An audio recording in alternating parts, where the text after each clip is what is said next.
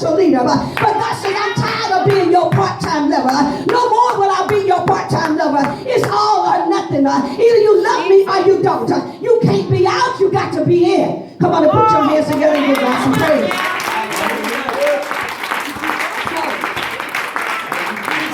He says you will be a Nazarene unto God from the womb. And he shall begin to deliver Israel out of the hand of the Philistines. See, God wanted to let this mother know that his child had a purpose. See, when God calls you from your mother's womb, he calls you with a purpose. And so what we do as a part-time lover, treating God as a part-time lover, we go and accept anything and anyone. But what it does is it interferes with your purpose and your destiny. We talk about dream killers and destiny killers and purpose killers. That person that you get, those people that you get, you know that friend that you have, you've been friends for 5 years, and 4.5 of those years they've been nothing but scams. They the ones that turned you into the popo, yeah? They the ones that told your boyfriend you was cheating on them.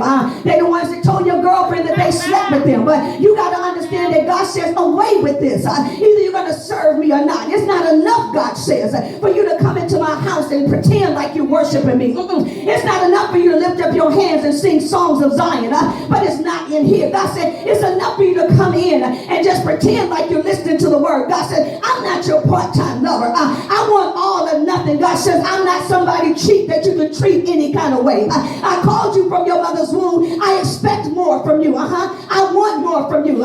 From the cradle to the grave, I need more from you. So if you're going to get what you're going to get from me, if you're going to be what I've called you to be, yeah, if you're going to do what I've called you to do, if you're going to receive from me what I have for you, you're going to have to stop treating me like I'm your part-time lover. I'm not your prostitute, and I'm not your pimp, and I'm not your part-time lover. I am the God who created you. I called you from the foundation of the world, and I'm not going to be your part-time lover. Come on, it's tight, but it's right. Put your hands together and give God some praise.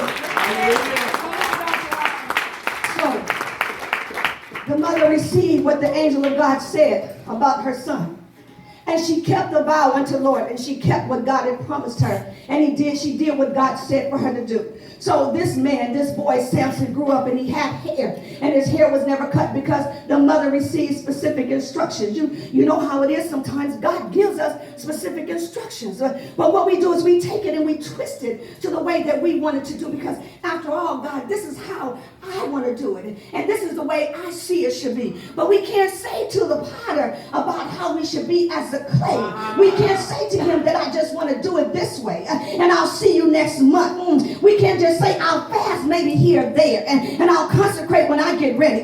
God says I want all or nothing. If we're going to ride, we're going to die together. But I'm not going to be your part-time lover. Listen, this is a warning to you. You know who God is talking to today. God is speaking to your heart and it's pricking you real hard. Because God has been speaking to you before this message came forth. God said if you don't stop playing, if you don't stop playing, if you don't stop playing with me, if you don't stop playing, if you don't stop playing, you fill in the blanks and see what you come up with. God says, I'm not going to be your part-time lover. So in the process of time, from chapter 13 to 16, we see where Samson grew. And he must have been a real handsome dude, because every time you turn around, he was down there with the Philistines. He was down there, down at the bottom, at the ghetto area, just hanging out. He had no business down there unless he was going down to deliver souls. But no, Samson wanted to go down there and just play around. Every time he saw a chick that looked good, she was just smoking fine, and he wanted to have her. He had a problem with lust. He had a problem with fornication. He loved what his eyes saw, and he went after what he wanted. And he would tell his parents, look, this is what I want. Go and get her. And the parents would say, can't you get someone of your own kind? He says, no, but I got to have this. God said, can't you just do one time what I'm asking you to do? No, God, but I want to do this. Can't you just worship me the way I've asked you to? No, God, I got something else better to do. Can't you just see me the way I called you to see me? No, God, I want to do something else. I know you called me, God, but you're just a part-time lover right now. I don't need you right now, so I'm going to put you to the side until I need you again. You know how we do. We go to God when we're crying.